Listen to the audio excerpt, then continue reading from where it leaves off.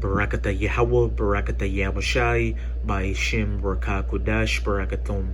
First and foremost, I want to give all praises, glory, and infinite honors to Yahweh Ba'ishim Yahushai. Double honors to the apostles and the elders of Great Millstone who ruled and teach well.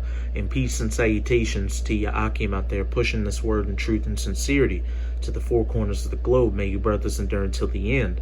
This is the Brother Raya with another video. And I'm going to start it off with Mark chapter 3, verse 24 to 25.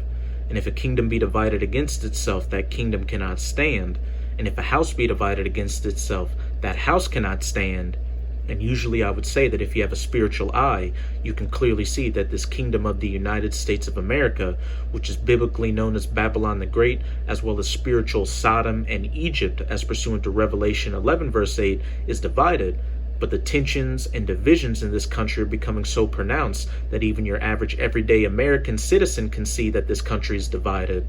And the United States is divided on every level, on age, race, gender, financial status, political affiliation, religious affiliation, etc., etc. And at the forefront of this division is a house divided, the house of the Edomites, or the so-called white people. You've got the Edomite man against the Edomite woman with MGTOW versus feminism. You've got the young Edomites against the old Edomites with the millennials against the baby boomers. You've got religious Edomites against atheistic Edomites. You've got gay Edomites against so-called straight Edomites. You've even got gay Edomites against transgender Edomites. You've got rich Edomites against poor Edomites. You've got the average everyday Joe Edomite against the Edomites in the government, and you've got these liberal Edomites against the conservative Edomites. And what this is all going to culminate into is a vicious, violent, and bloody civil war amongst race wars, an economic collapse, a state of martial law, famines, pestilences, you name it. And this is all through the will of Yahweh Ba'ashim Yahushai, who's visiting these Edomites for the iniquity they've caused in the past all the way up until today. It's time for you Edomites to pay up on that tab. We're living in the last seconds of your rulership, and nothing will happen to avert these things from coming to their fulfillment. And there will definitely be no Make America Great Again. And to further elaborate on this point, I'll be profiling this video from the YouTube page Tim Pool titled, "Pastor Warns Democrats Will Be Hunted as Voters Fear We Are Close to Second Civil War." It started off with these little protests in Charlottesville, or between the Proud Boys and Antifa with sticks and bats, but it's eventually going to culminate in both sides throwing hot lead at each other. A couple of weeks ago, Donald Trump tweeted a quote from a pastor who said that if he's impeached, there will be a civil war-like rift in this country that can never be mended. And Trump was mocked for this because people thought the idea of a civil war was ridiculous. It became a meme, it became a national trend. But the reality is, experts have been talking about the potential for a second American Civil War for a long time now. A Princeton professor recently said, "We are in a cold civil war." Well, now we have more data. According to a new poll, the average voter in this country believes we are already 2/3 of the way to, quote, edge of a civil war. Now, this is a really weird phrasing. It's a complicated story because they're not saying we're two-thirds of the way to a civil war, but just to the start of one. Now, that should be alarming because it means we're getting close to potentially starting a civil war. I want to make sure it's clear, because I've talked about this many times, that whatever we end up seeing in civil conflict, urban conflict, civil war, whatever, it's not going to look like what we've seen in the past. And it's entirely possible the Princeton professor is correct. We are already in the Civil War, and it's YouTube channels like this, it's the media, it's lies, deception, and politicking that is making up the information war. It's possible the culture war doesn't get overly violent beyond what we've seen with Antifa, the Proud Boys, and these street battles. I disagree, however. I think based on what we saw the other day in Congress with Byrne screaming in Adam Schiff's face, we can see now that the culture war is moving into the realm of politics. You see, politics is downstream from culture, as they say, and that means if the culture war is in full swing, it's only a matter of time before it becomes a political war. And to me, that's scary. There's a couple more stories that we need to consider when addressing this poll. A pastor, potentially the same one, I'm not sure, has also has said that there may be a civil war, that people may go out Will and be. hunt down Democrats. It's actually terrifying rhetoric. And we also have the story about an umpire for Major League Baseball who tweeted he was going to go buy a weapon and prepare for civil war if they impeach Trump. It's entirely possible that we are heading in a direction and we can't stop. But I do have some good news.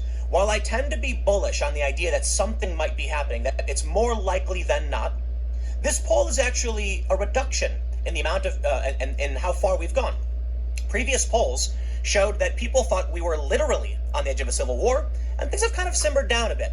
So a lot of people are getting this story wrong. I'm seeing tweets. I think Bill O'Reilly tweeted about it. Maybe it was a different study.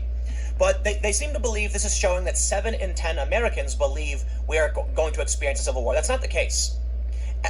The average voter is saying 2/3 of the way. Okay, so there is a belief that civil war is possible, but we've actually gone down quite a bit. Let's get started and read this before we get into the more worrisome aspects, because there's a lot of news in the potential for a civil war that we need to talk about.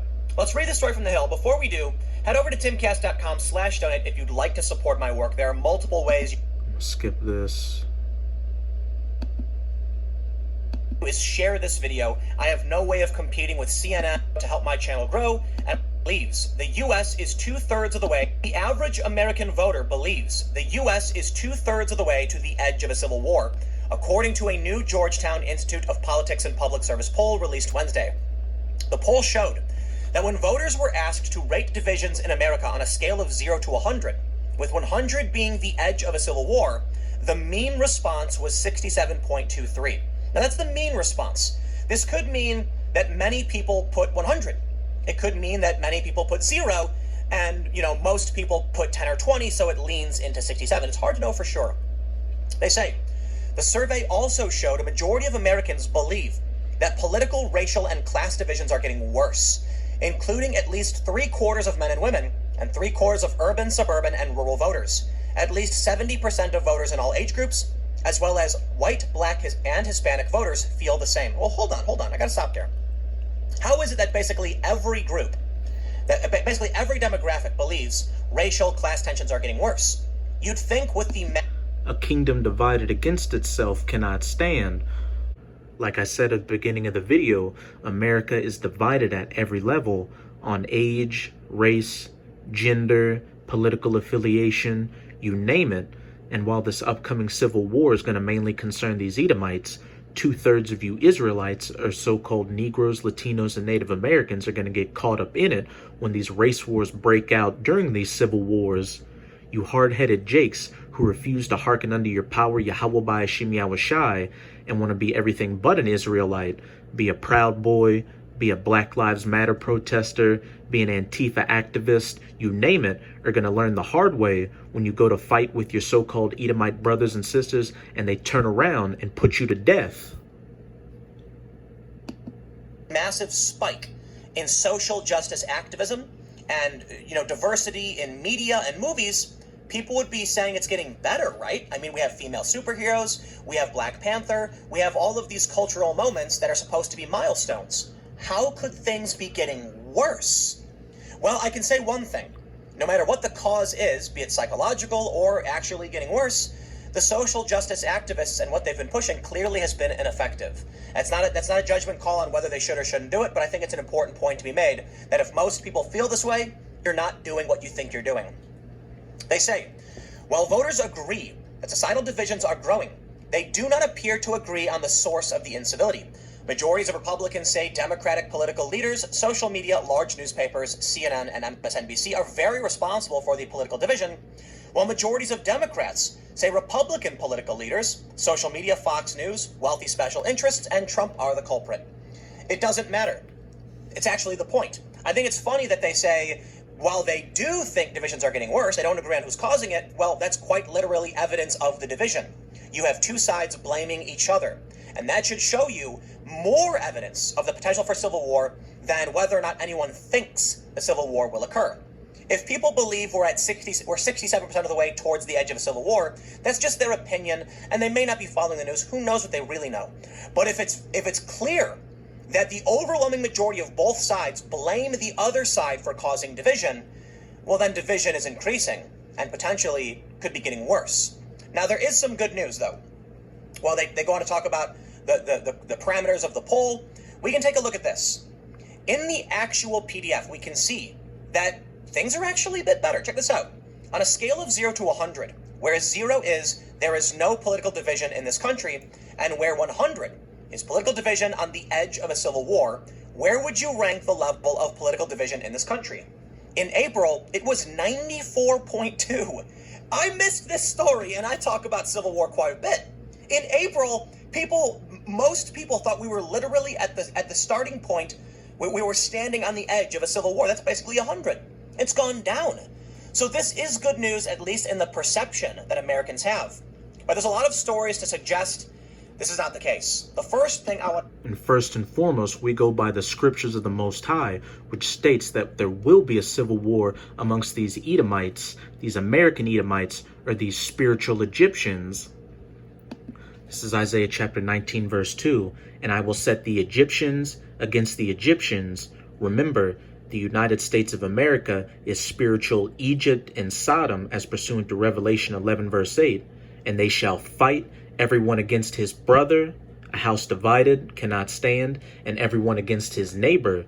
City against city, and kingdom against kingdom.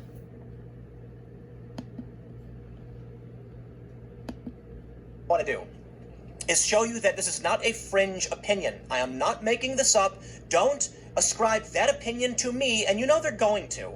This is from Newsweek. First, Russian official cancels U.S. visit, saying Second American Civil War is underway. Many of you probably already saw this. I've referenced it before. Or like I mentioned earlier, Princeton professor, we are in a cold civil war. This is rhetoric coming from academics, from foreign government actors. This is a serious thing that needs to be talked about, and the polls show people are worried about this. So let's continue the conversation. Check this out. Major League Baseball is reviewing umpire's reported tweet threatening civil war if Trump is impeached. The reason why I think this story is significant is that Major League Baseball is supposed to be regular pop culture, not the political sphere. See, here's the sad truth. Us politicos, we're in a niche esoteric space. Most people aren't paying attention to politics. They have no idea what's going on. And when I talk to my friends, they have no idea who anybody is. I'll be playing video games, I'll mention Kavanaugh, and they say, who's Kavanaugh? Because regular people don't care about this. They're watching Game of Thrones, or, well, Game of Thrones is over, but, Westworld or something. In this instance, we can see that an umpire for Major League Baseball is paying attention heavily and is now actively tweeting about how he will go and buy a weapon. The tweet was quickly deleted, and the individual is now being investigated. I'm not here to pass judgment on the individual, just to point out that in popular culture, these individuals are speaking up, and it's leaking out into Major League Baseball. But there is still another story. In this story, pastor warns if Trump is removed from office, guys that know how to fight will hunt down Democrats. Now, I do believe that Newsweek is a bit unfair to this individual. They've referred to what he said as a threat. No, I think he was warning there are dangerous people and we have to be careful. The story reads, Christian church leader Rick Wiles threatened that there's going to be violence in America if President Donald Trump is removed from office. That is not a threat. That is a warning. In fact, Right Wing Watch, which is more critical of the far right, called it a warning. And that's the fair assessment. This man in no way threatened anybody or called for anything. Simmer down now, Newsweek. You're inflaming tensions.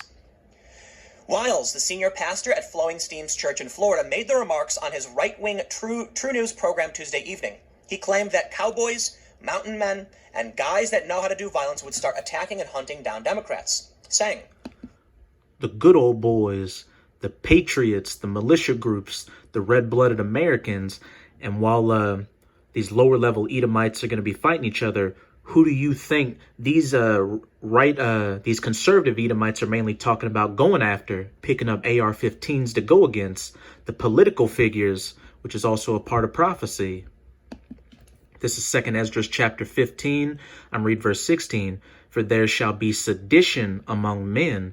And when you look up that word sedition, it means to go against a monarch or government entity and invading one another. They shall not regard their kings nor princes. If Donald Trump is impeached by these Democrats, we're going to pick up arms and go against them. And the course of their actions shall stand in their power. If they take Trump out, there's going to be violence in America. the religious leader said. That's all there is to it. However he leaves, there's going to be violence in America. I believe there are people in this country, veterans, there are cowboys, mountain men, guys that know how to fight. And they're going to make a decision that the people who did this to Trump are not going to get away with it. He is warning, okay? And there shall be sedition among men. They shall not regard their kings nor princes. This is political rhetoric. It is a warning, not a threat. When people talk about civil war, they often reference street violence and things like this, but that is not what is concerning to me, for the most part. You know, when we saw these major incidents over the past few years with street battles, I said I think we're heading in a dangerous direction. But going back to the point I made earlier, that politics is downstream from culture. And you need to realize then that everything we see in the streets, it will take time to reach the political space. I believe we are seeing this, it's starting to happen. So let's go back to what happened yesterday. In this story from CNN, Republicans' circus strategy on... That's pretty much it with this part. But as you can see, just more of an indication that civil war is on the horizon and nothing will happen to avert this from coming to pass.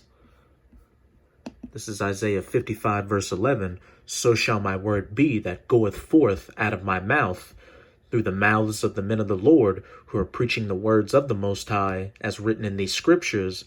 It shall not return unto me void, but it shall accomplish that which I please. Civil war in the United States of America, and it shall prosper in the thing whereto I sent it.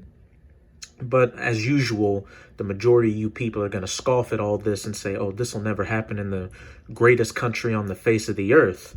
Well, you clearly err in not knowing the scriptures, and also, as Tim Pool will show, you suffer from optimism bias.